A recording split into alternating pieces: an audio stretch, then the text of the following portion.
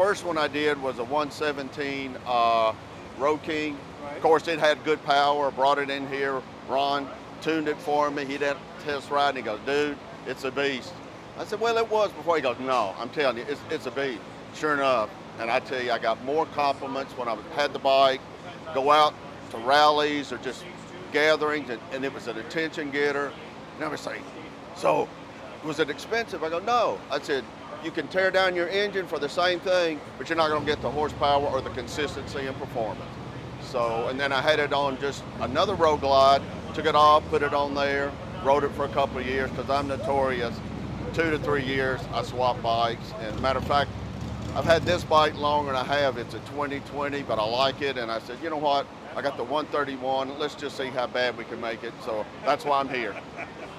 Wow. And what I did, one of the dealerships in Memphis is a Trask distributor, and their top mechanic, master mechanic, he called, worked with y'all, and y'all walked him through it because it was his first one.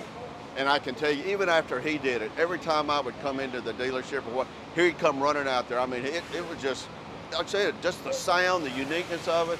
And of course, being down in the South, you don't see a lot of them. You don't.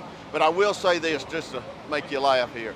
The first time I came with my Road Glide, on the second one with the turbo, I had the 180 fat tire kit put on there.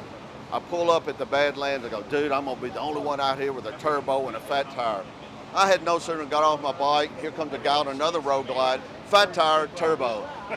So, you know, you see them more and more. I think you see them more out west just for the fact that where you're located, you don't see them a lot in the South because y'all really aren't at a lot of events, I don't think, down in the South region. But trust me, I advertise for you a lot. Well, we just started the sport. And I tell you, you don't have to worry about the heat issue. I say, well, is it hot? Put an exhaust on there. There's another particular brand, I won't mention it, uses a couple of Ds. I've had them on my bikes, great performance bike. They're hotter than the turbos. They really are. So, Well, first I'd ask him, you know, what are you wanting to do with it? Do you want a cam? You want to stay stock? And I would tell him, you know, when you're riding, it's consistent. You got to maintain a certain RPMs with it.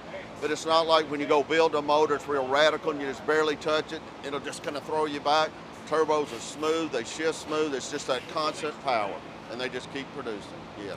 so what? Well, I would say probably should stay around 3,000 RPMs with it. Yes. Perfect. And That's you know, you don't want to lug them down. Yes, And I'll probably have it on the fourth one. Because I have been known to leave here, go somewhere, and trade. I've done it before. You never know. I get a wild hair, but I'm definitely going to use your product. Well, Yes. thank you for Sure. coming back time and time again and being a part of the Sure. Turbo tribe.